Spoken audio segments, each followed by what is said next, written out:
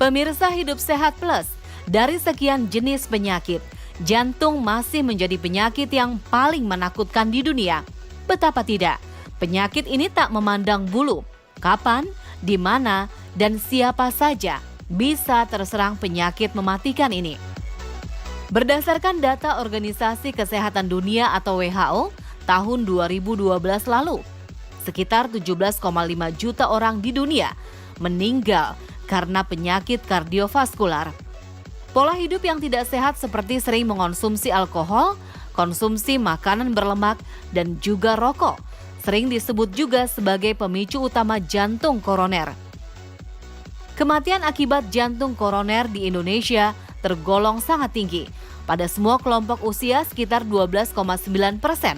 Menurut hasil survei Sampel Registration System tahun 2014 lalu, masyarakat ada kalanya menganggap sepele rasa ketidaknyamanan pada tubuh, kurangnya pengetahuan masyarakat, dan seringnya salah penafsiran dan akibat gangguan kesehatan yang berkaitan dengan jantung. Seiring bertambahnya jumlah penderita penyakit jantung, berbagai fakta mitos pun terus berkembang di masyarakat. Sehingga masyarakat menyimpulkan jika orang tuanya memiliki riwayat jantung, maka resiko terkena penyakit serupa pun akan tinggi. Tapi betul nggak ya kalau jantung adalah penyakit keturunan? Itu fakta atau mitos? Itu fakta. Faktor keturunan adalah gejala major, gejala utama yang akan membuat seseorang itu lebih mudah untuk terkena penyakit jantung koroner. Jadi kalau orang tua kita atau saudara-saudara kandung kita, terutama yang segaris, itu menderita penyakit jantung koroner, kita harus lebih hati-hati karena kecenderungan ya, belum tentu kita kena. Kecenderungan kita untuk mendapat penyakit jantung koroner jadi lebih tinggi dibandingkan orang-orang lain yang tidak punya faktor keturunan. Jantung koroner memang banyak diderita orang dengan usia lanjut. Ini terbukti pada penelitian di Amerika Serikat. Jantung koroner adalah penyakit nomor 1 yang sering diderita lansia. Namun saat ini, berbagai keluhan terkait gejala jantung mulai mengintai anak muda, terutama usia 30-an. Dengan banyaknya perkembangan yang menjadi penyebab penyakit kardiovaskular seperti tekanan darah tinggi dan peningkatan kadar kolesterol dalam darah, lalu fakta atau mitos jika penyakit jantung koroner hanya diderita orang lansia? Itu mitos. Betul, orang tua lebih mudah untuk terkena penyakit jantung koroner karena masalah usianya. Tetapi dengan pola hidup kita yang sekarang, stres yang begitu tinggi, lifestyle yang berantakan, makanan yang begitu berlimpah, pada saat sekarang orang-orang yang berusia muda pun banyak yang sudah kena penyakit jantung koroner.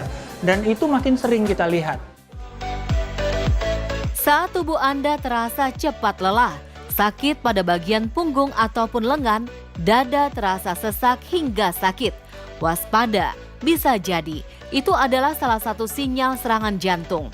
Namun meski tak pernah merasakan gejala-gejala seperti tadi, baiknya Anda tetap waspada dan rutin melakukan pemeriksaan kesehatan.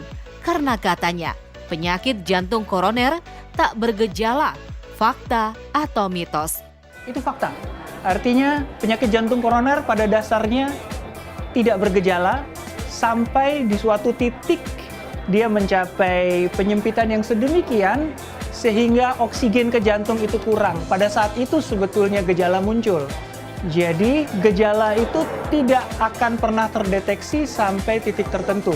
Disitulah gunanya check up dan pemeriksaan rutin untuk mencari tahu sebetulnya sudah ada penyakit jantung koroner atau belum. Pemirsa, informasi terkait kopi dengan penyakit jantung memang masih simpang siur. Dalam sebuah penelitian di Korea Selatan, bahwa konsumsi kopi memiliki resiko lebih rendah terkena penyakit kardiovaskular dibanding yang tidak mengonsumsinya.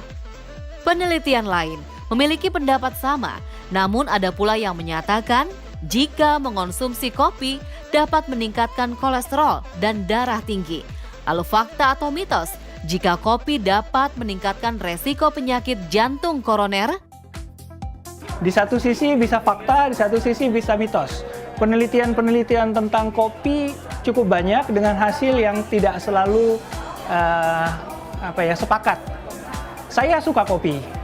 Dan kalau kita baca penelitian-penelitian yang lalu, dokter-dokter jantung selalu menyarankan untuk menghindari kopi. Tetapi penelitian-penelitian akhir-akhir ini menyatakan bahwa kopi bisa bermanfaat. Sebetulnya itu tergantung berapa banyak kita mengkonsumsi kopi. Pada dasarnya sih kalau hanya 1-2 cangkir sehari, oke. Silahkan ngopi, nggak apa-apa. Pemirsa, penyakit jantung koroner adalah momok menakutkan bagi semua kalangan. Hingga saat terdiagnosis dengan penyakit tersebut, masyarakat kerap berputus asa karena berkurangnya kesempatan untuk bertahan hidup. Karena katanya, penyakit jantung koroner tak dapat disembuhkan. Tapi ini fakta atau mitos ya? Itu fakta. Jantung koroner tidak bisa disembuhkan. Istilah kami di kedokteran, jantung koroner itu hanya bisa dikontrol. Artinya kalau seseorang sudah dicap menderita penyakit jantung koroner, maka dia memang seumur hidup akan menderita penyakit jantung koroner. Cuman itu memang bukan harga mati. Faktor kontrol itu yang penting. Dengan kita menyadari kita menderita penyakit jantung koroner, otomatis kita akan menjaga hal-hal lain sekitarnya, dan kalau kita bisa mengkontrol itu, hidup kita biasa-biasa aja kok. Jadi jangan terlalu khawatir soal sembuh atau tidak sembuh. Cara paling mudah agar terhindar dari penyakit jantung adalah dengan mencukupi kebutuhan vitamin C yang ada dalam buah dan sayur. Hal ini diungkapkan oleh sejumlah peneliti asal Denmark yang mengungkapkan bahwa asupan vitamin C dalam jumlah banyak dapat mengurangi resiko penyakit jantung koroner. Karena kandungan antioksidan tinggi dalam vitamin C berguna untuk kesehatan jantung. Sekarang Anda sudah tahu kan apa bahaya jantung koroner? Agar Anda terhindar dari penyakit mematikan ini, sebaiknya Anda simak tips berikut ini.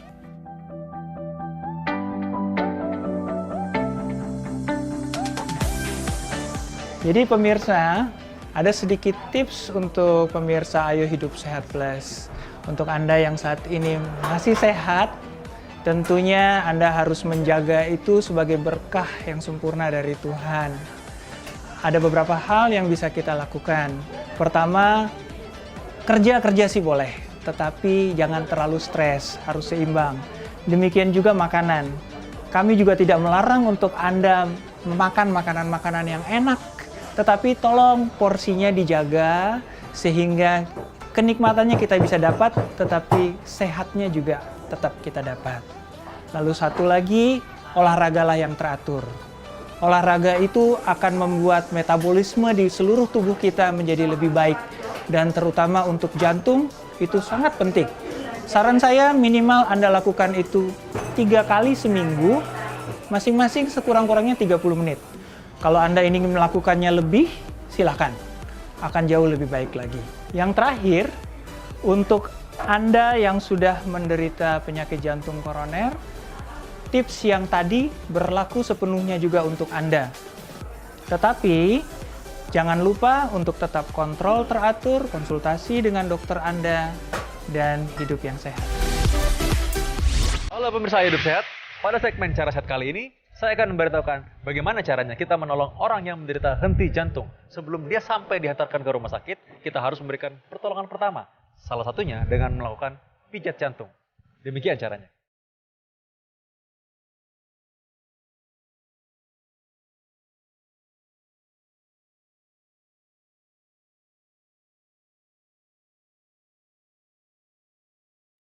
Pak. Guncang cukup keras sampai Bapak ini kira-kira bisa sadar. Namun apabila tidak ada reaksi, kita langsung periksa pembuluh darah yang ada di leher. Nah, di antara letaknya kira-kira ada di tulang dada dan juga di antara tulang kepala. Apabila tidak teraba ada nadi, maka berarti tidak ada sirkulasi. Segera panggil bantuan. Tolong, ada yang tidak sadar. Segera lakukan pijat jantung luar, yaitu dengan cara mengunci tangan Anda seperti ini, ya. Dan Anda tekan di bagian tulang dada. Tulang dada itu Di bagian akhirnya ada bagian yang kosong. Ya, lalu setelah itu pasang 2 jari di atasnya, tekan di daerah situ. Apabila Anda tidak yakin, tekan di bagian tengah dada saja. Lalu ketika Anda menekan, maka tekan menggunakan berat badan Anda. Dan tidak boleh menggunakan siku seperti ini, tapi langsung seperti ini. Tekan kira-kira sedalam 5-6 cm. Secepatnya kira-kira 100 kali per menit. Apabila penderita belum sadar atau terbangun, segera tetap lagi panggil bantuan hingga ambulans datang dan ditangani oleh tenaga medis profesional. Apabila korban terbangun, maka kita bisa posisikan dengan posisi mantap seperti ini. Tangannya taruh di sini, lalu dimiringkan kepalanya sehingga seperti ini. Ya, ini tujuannya supaya lidah tidak jatuh ke belakang dan tidak menghalangi saluran nafas. Demikian cara bagaimana kita menolong orang yang menderita henti jantung. Ingat, melakukan henti jantung sebenarnya Anda bisa melakukannya dengan lebih baik ketika Anda sudah melalui pelatihan tertentu. Dan ini wajib diketahui apabila Anda bekerja di fasilitas umum misalnya. Ketika Anda tidak tahu dan Anda harus meminta pertolongan, maka segera menelepon 119 atau untuk daerah Jakarta Anda bisa menelepon 112. Demikian cara sehat, Anda sebaiknya menghindari bagaimana caranya supaya tidak sampai terkena henti jantung. Yaitu salah satunya jangan sampai kena serangan jantung. Bagaimana caranya? Hidup sehat, rajin olahraga, makan yang betul, dan jangan merokok.